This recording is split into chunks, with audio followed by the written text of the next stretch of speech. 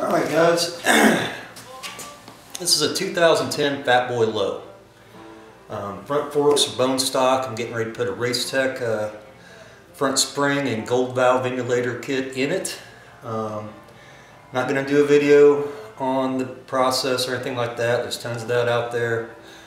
What I'm going to attempt to do is kind of show you how much travel you have. Supposedly these forks have 5.1 total travel.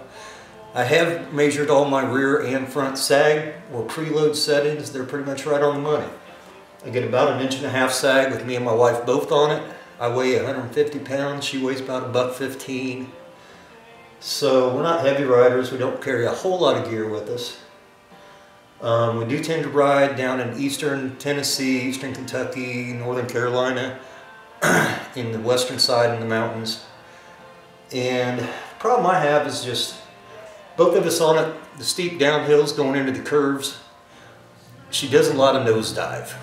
So I'm going to try to show you what the factory stock appears, and when I get all done I'll show you what the changes made, good or bad.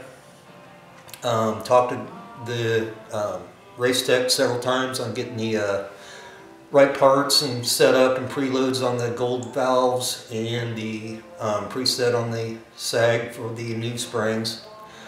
I'm using the 0.95 springs per their recommendation. Seems to be kind of what the general consensus found on the web. You know how that goes though. So we'll find out. I'm going to try to show you how much compression it has now. Just me. Again, I only weigh 150, so we'll see how it goes. So this is about all I can do in the garage.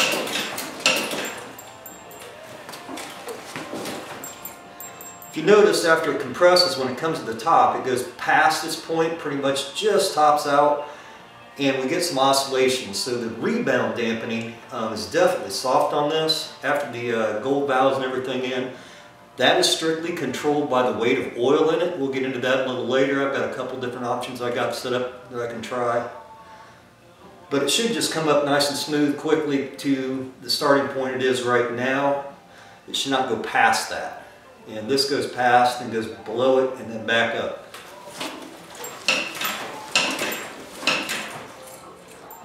As you can see, that's a little extra where it shouldn't really have. Now I'm going to try to get you to see where I can tape off some measurements.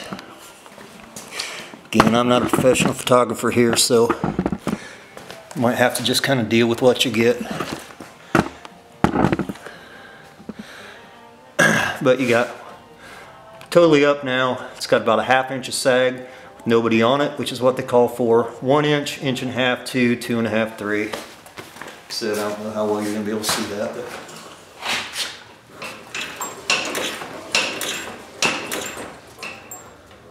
see those extra oscillations there at the very end? That should not be there. And I'm doing nothing to help that. We'll try to induce that. So anyway, I'll get on with the job and we'll keep you updated as it kind of goes. Okay guys, got the forks out. See the front of the bike's kind of looking a little naked. What I've done here, bone stock still full of fluid. I've marked this with a tape line. This bottom edge, this distance right here, is exactly 2 inches. So just with my 150 pounds weight again, I'm just going to try to demonstrate that's about all the compression I get with the stock spring, stock oil.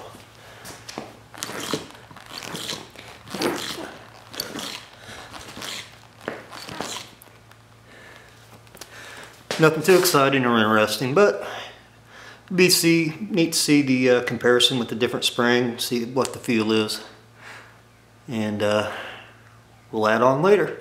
Oh, and by the way, the 30,000 miles, this fork oil was definitely dark. I read the manual on the recommendation and it's past due, I guess. Oil says it is, manual not necessarily so much, but something you guys want to do. These are also really cool. You can take off this upper nut without removing the fork seals, in case somebody wanted to see this. This is on the FLST versions. You may have to move your handlebars on the Fatboy Lo. I did not. But if you take this upper nut off, that is hollow. So that gives you the air gap. For those guys who've done this 100 times, hey, sorry, not trying to bore you. And then there is a lower drain screw. It's Phillips, and I've read that they're pretty tight and kind of argumentative. Sorry about the focus. But if you take this Phillips screw out here, you can drain them and refill them with the measured amount of fluid and not have to take them completely apart. So that's what that looks like. Up inside here, you probably won't see, but up in that hole is a bolt that I have to take out for an internal dampener rod to take it out to do this job. But that's what that hole's for. Anyway, there you go. About 2 inches of travel. Have a good one. Alright guys, got one of them disassembled. Thought I'd do a little spread out here. There's your chrome lower fork tube. Flexion. That is your dampener rod cup. The small spring still on it is the factory top out spring. The one next to it is the Racetech Performance top out spring. Here is the gold valve. That's where the adjustability comes in. You have this blue spring here with an adjustment on it. They also come with a yellow set of springs that are stiffer. As recommended, blue springs. You set a preload on this, which closes, I doubt if you can see it, but this top little section here actually can open up with hydraulic pressure from compression, overpowers the spring, and allows oil flow through those large holes. Down in here there are 4 small holes. That is a rebound. That is when the bike goes back to its ride height. And there are 4 of those drilled in it. Those have a small check valve up in here. It's going to be impossible to show you that, but that's what they do. One thing, part of this kit, stock damper roll, 2 5/16 holes here. You have to drill 2 more here, 1 on each side, and chamfer the edges to make them flow smoother, and that makes this completely stop the dampening. You can see that the Racetech spring is much shorter, so you end up using spacers that come with it. You have to adjust them to your correct length, but anyway, that's what's inside them. Pretty easy. I elected to put new seals on, which I'd recommended, bushings, etc. Over here's a little special tool I bought, real cheap, 16 bucks eBay, to set the fork oil level. If you're just doing the drain and refill, on some models you can measure it out, but if you're doing a full teardown, it's much better to actually measure it. So this collar slides on this, it locks down with the knob. This has actually got measurements on it. You're not going to be able to read them. But you set the depth and you follow your manual and go to the oil recommendations that either the manual or Racetech give you. Racetech's specifications are always within the range of what the manual says. In my case, it's really, really close to the same. Just makes it a lot easier than trying to get a little metal rule down in there and measure the depth. So read up on that. I'm not going to go into the whole process, but handy dandy $6 tool. It'll work. Alright, catch you on the next part. Okay, one fork's done. This is again the original, this is all stock fork, just kind of a little review. Here's what it does off. Bottom of the green tape, 2 inches, about most I can get out of that.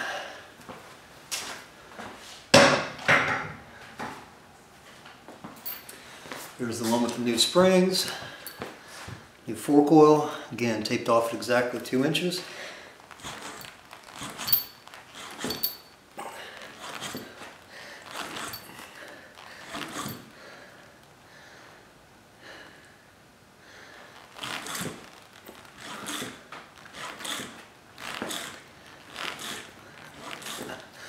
Definitely a little bit more force to work it.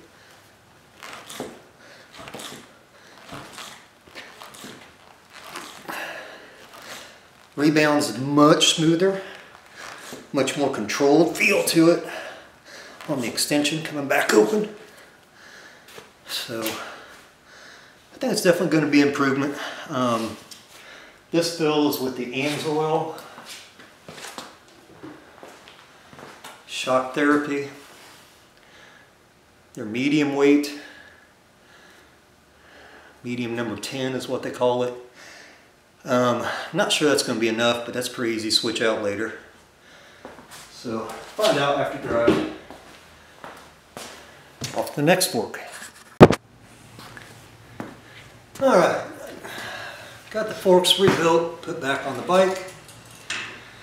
Again, this is just the .95 rated spring. I used AMSOIL shock therapy medium number 10, which is what their recommendation is, a replacement for the stock Harley fork oil. Really happy with it, gave it just a short test ride. Brake dive, way reduced, but still really good fork travel through most of the range of the fork. Definitely positive. Not harsher at all, but it definitely gives you a little more feedback and feel of front tire grip. Everything so far I'm going to say is positive. Buying the Racetech kit, what they offer to sell is a Spectro heavy duty fork oil, a little thicker weight. If you go by the CST at 40 degrees, it's around 62.9 or something like that compared to a 31.8 on the AMSOIL. Went ahead and gave the AMSOIL a shot just for the heck of it because it is full synthetic. So here's what we got. The preload sag. The preload I pulled into the fork is per their specifications of 28 millimeter. Gives me right at just a hair over 1.5 inch sag. You should see that maybe if the picture's good enough. So sag is right on the money for the suspension travel the front end of this bike has. Super happy with that. Feel is great. But with this kit, once with the gold valve in, the only thing that controls rebound, as I stated earlier, is the viscosity of the fork oil. So when I bounce this, you're going to notice that if you watch right here, this will go down, it'll come back up, it'll go past the starting point and down. If I get it going really good, it'll go down, back up, and give it a little wiggle. It shouldn't do that. It should drop down, come up to the starting point, and just basically stop. So that tells me the fork fluid that I used in the AMSOIL number 10 is too thin. So I'll end up going with what the Racetech actually recommended. But fun to learn with.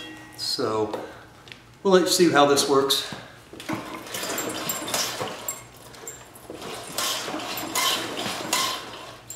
And I'm not doing anything to try to increase that amount of rebound.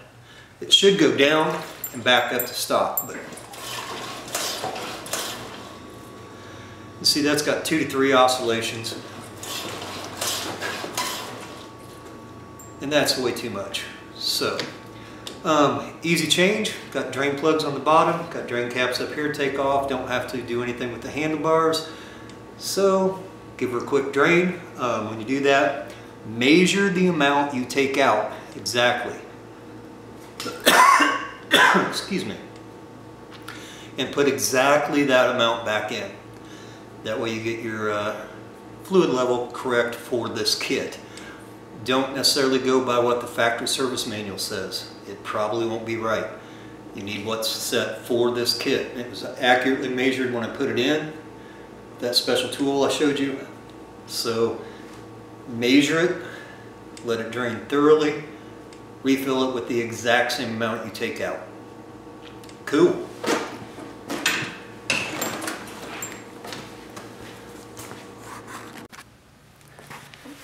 Alrighty then. Well, fork oil's changed out to a different fork oil. Here's what it has in it now. If it will focus. Let's see if I can make it focus. But it is a Spectro heavy duty fork oil type E. Same one I explained in the previous video, and the results are fantastic. Save me a little 20 minutes of work, if that. In the first place, if that's what I'd put in right off the get-go. But I'm happy with the results and learning something, so hey, learning is good. So that's what's in her now. I'll get you a couple different views. This is the view I've been using most of the videos, and I'll stick with that. You can see the ride height is right at 1.68, 1.7 inches, and if you multiply 5.1 times 0.33, which is seems to be the general rule, it's right on the money on the sag and preload. I have had my wife on the back. She has no effect on the front end sag whatsoever. So I think that part is rock solid. That was with 0.28 millimeters of preload. I think if you're a heavier guy, again, I've stated earlier, I'm only 150, my wife only is 115. You know, if you're a bigger guy, not some little toothpick dude like me, you'd want a little more preload, probably up around 35 or 0.35, I should say. Anyway, to get on with it, here is the motion we have now. See, it comes to the top and does not do that jounce. That's pulling up on it to get maximum compression and pretty much straight back. Much, much better. And the feel on this is awesome. And it's dark and we're getting just a touch of sleet, snow right now, so unfortunately I'm not going to get to go out and do a test ride on it. But the feel here is just amazing. Nice, slow, easy, smooth stuff. It's just really, really easy. I'm not putting much effort into that at all for the easy bumps. And it's pretty quick doing that. But when you get into a big one, it definitely does doing what it's supposed to do. Way less fork dive from the beginning, I believe. So, hey, I'm real happy. That, to me, feels exactly like what I was wanting as a goal. So I will slide this around a little different angle, so maybe you can get a little bit better view on the little measure. We'll see. May or may not work. But you can see the preload measurement. Nice bounce. That's me pulling up on it to get the maximum.